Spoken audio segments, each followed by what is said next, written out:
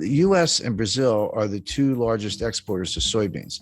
China is the world's largest importer of soybeans. Mhm. China was buying all their soybeans from the United States just as a way to kind of make it up a little bit. Like, well, we got to buy the soybeans anyway. Why not buy them from the US to keep the US-China trade deficit under control so it doesn't become too politically toxic? Well, as soon as Trump threw on the tariffs, China retaliated by moving their soybean orders to Brazil, stop buying U.S. soybeans. Well, that's not a phone call. I mean, you're talking about vessels, port facilities, agriculture, trucks. How do you get the soybeans to the ports? How many do you grow? Where's the fertilizer coming from? Et cetera, et cetera. And all those parties, the shippers, the cargo, the insurance companies, and so many people involved, banks, letters of credit, it's just a lot involved. They don't like short-term relationships. They say, okay, I'll do it. I want a 5-year contract. And China said, okay. So they reconfigured all those transportation lanes to get the soybeans from Brazil. All of a sudden, you're a U.S. soybean grower. You say, well, what do? Well, we started selling them to the Netherlands because the Netherlands needs soybeans too. So now instead of shipping them from like Port of LA to Ningbo and near Shanghai, we're shipping them from Port of Houston to, I don't know, France, in Marseille or someplace, or Rotterdam. So the point being, you completely scrambled all these supply chain relationships. I talked to the guy who, this is a worldwide endeavor, but he was probably the single most responsible individual for all the significant developments in the supply chain in the last 30 years. And he said to me, Jim, you have to understand, it took us 30 years to build it. We blew it up in 3 years. It's not going to come back overnight. It's going to take 10 years or more to rebuild it. And what I talk about in the book is supply chain 1.0, which is 1989 to 2019, and then supply chain 2.0, which kind of starts now, but is going to go indefinitely because it's going to take a long time to put this together. It's it's like dropping a vase and it breaks in 1,000 pieces. You can't put it back together. You got to go buy a new vase. And that's what's going on with the supply chain. There will be a supply chain, there always is, but the new supply chain will look very different from what we've just gone through, because the whole 30 years of period I'm describing was built on efficiency, lower cost, lower cost, lower cost. It was kind of the Walmart model. So yeah, just-in-time inventory, everyone knows about that, but there's something called cross-stocking. That's where a truck pulls up at a warehouse and you unload it. Instead of putting the stuff in the warehouse, you move it to another truck that then goes to a destination. The stuff never goes in the warehouse. Inventories are very expensive. They're costly to finance. You got to move the stuff around. It's called picking. Pick the stuff off the shelf with your. I used to drive a forklift, so I know a little bit about it. And put it on a truck. I used to unload trucks too. So hey, I've got 7 suppliers.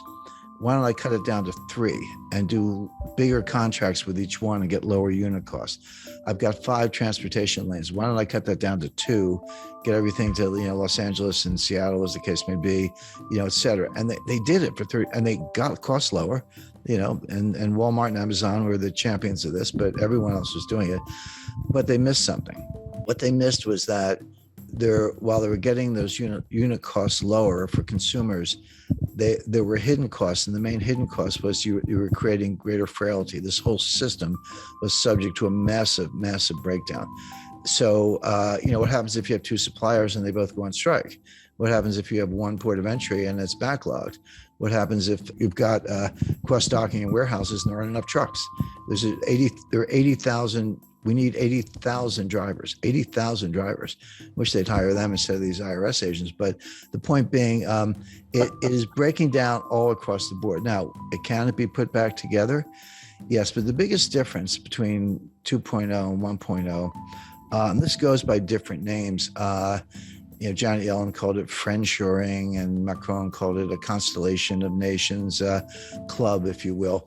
So you'll still have trading partners, you'll still have outsourcing, you'll still have transportation lanes, but it'll be members only. It'll be basically democratic, kind of liberal republics, Western Europe, the EU, of course, US, Canada, Australia, New Zealand, Japan, India, I would expect to be included.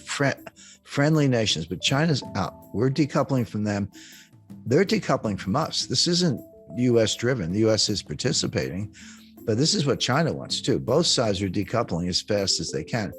China can develop its own network, maybe Central Asian republics, some Southeast Asian suppliers and so forth, but they're going to lose customers. Well, most of their customers actually in the United States. We won't buy their stuff and we won't sell them our stuff, particularly high tech stuff. So the world's going to break, and these new clubs are going to be formed, and there will be trade and there will be transportation lanes, but it'll be much more restrictive. Now, will prices be a little higher? Yes, but it'll be more secure. So the way I describe that, if you buy insurance on your house, or I buy insurance on my house, you don't want your house to burn down. You hope it doesn't.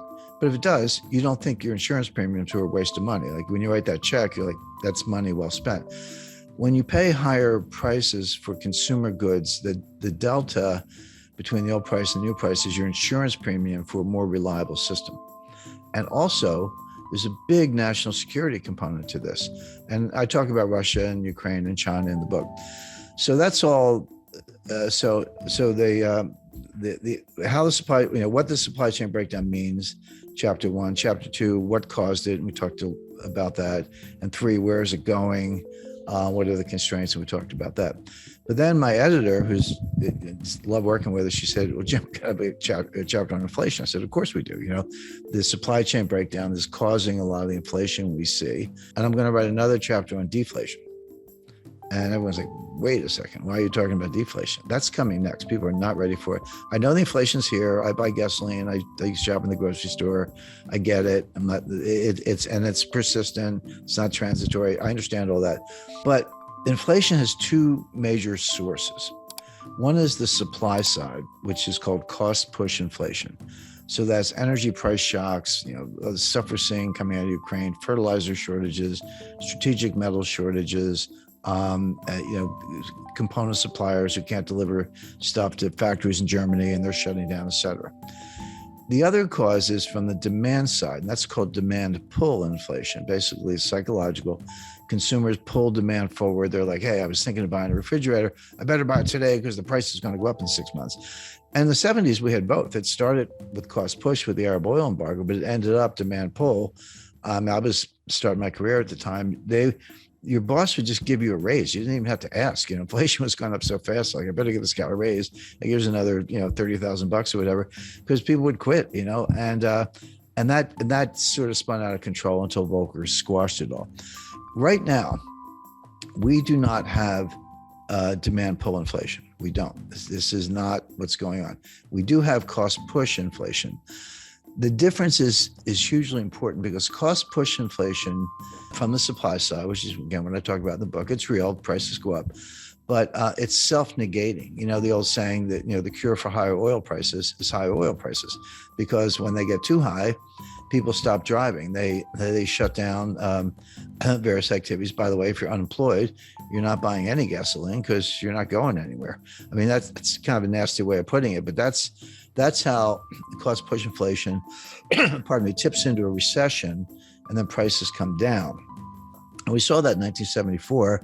You had Jerry Ford and Alan Greenspan walking around with they had these win buttons, WIN, was so for whip inflation now, except we had a recession and prices collapsed.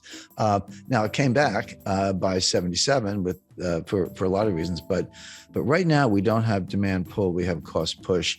It will go away when this economy goes into recession. And then we're going to be talking about disinflation and deflation, which are, kind of close cousins. And the Fed's going to be out on a limb as usual, raising rates in the face of a recession and a price collapse.